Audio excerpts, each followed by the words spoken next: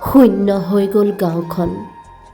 ইয়াত এখন গাঁও আছিল হাজাৰ হাজাৰ মানুহ। আছিল হাঁহিৰ শব্দ, আছিল মৰমৰ মাত, আছিল একতা আৰু ভাতৃত্ববোধ। কিন্তু সেইদিনা পাহাৰ খহাই নামি আহিল এজাক বিভীষিকাময় বান। মুহূৰ্ততে সলনি হৈ গ'ল এখন সেউজীয়া গাঁৱৰ কাহিনী। বলিয়া পানীৰ সোঁতত ভাঙি গ'ল ঘৰ, উটি গ'ল সপোন। নিমিষতে স্তব্ধ হৈ পৰিল হাঁহিৰে মুখৰিত চোতাল।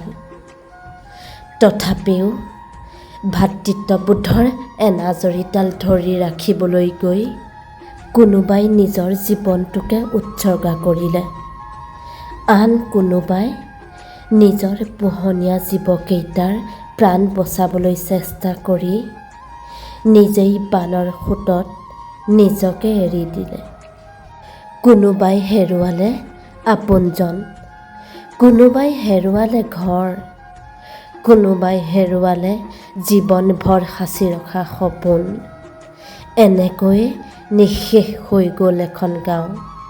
এতিয়া মাথো সকলো ফালে কেৱল নীৰৱতা, শূন্যতা আৰু শূন্যতা।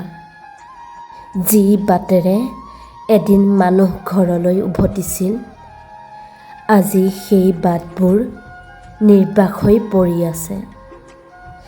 যিবোৰ চোতালত শিশুৰ হাঁহিৰ খিলখিলনি উঠিছিল, আজি সেই চোতালবোৰত কেৱল স্মৃতিৰ খোজ।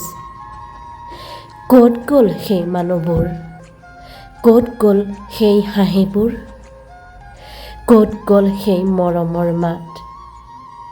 ক'ত গ'ল সেই আপোনত্ব, যিয়ে এখন গাঁৱক এটা বৃহৎ পৰিয়াল কৰি তুলিছিল?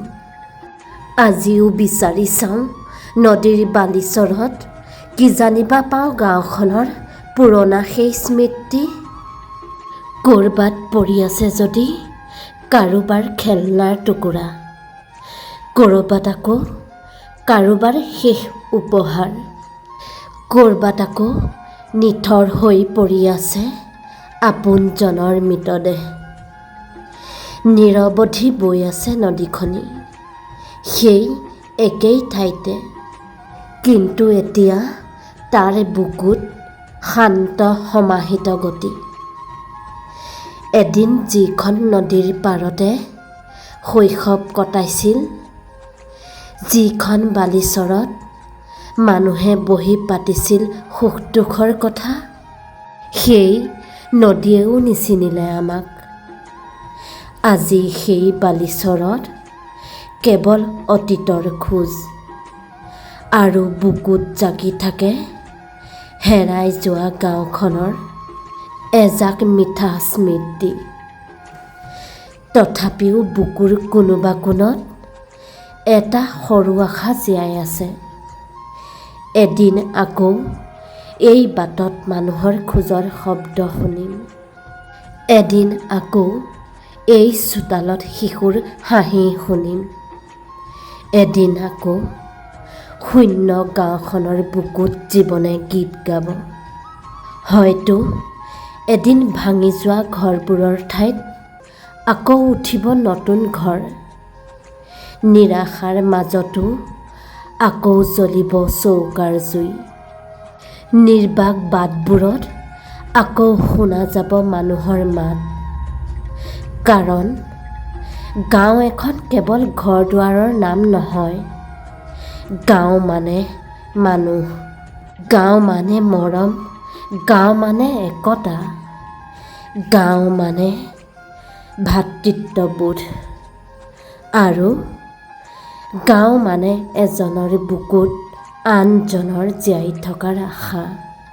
সেই আশাই হয়তো এদিন আকৌ উভতাই আনিব হেৰাই যোৱা হাঁহিবোৰ, হেৰাই যোৱা মাতবোৰ, হেৰাই যোৱা মানুহবোৰৰ স্মৃতিৰ মাজেৰে এখন নতুন গাঁও। কাৰণ গাঁও মৰিব নোৱাৰে যেতিয়ালৈকে মানুহৰ বুকুত মানুহৰ প্ৰতি মৰম জীয়াই থাকে। ধন্যবাদ।